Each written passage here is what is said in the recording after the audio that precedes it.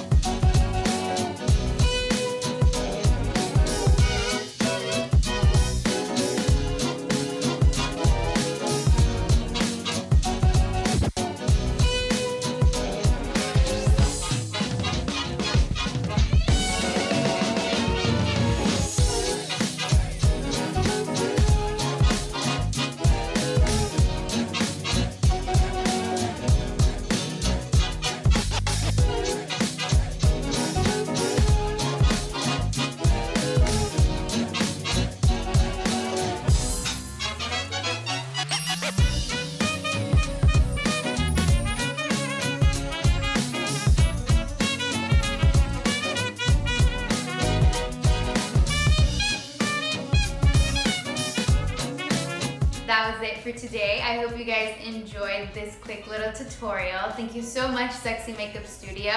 Make sure you go follow them on Instagram and all their social media platforms.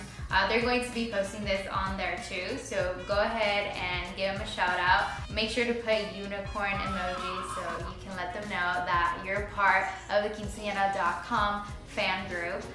Thank you so much for watching. Make sure to like, share, subscribe, and we'll see you next time.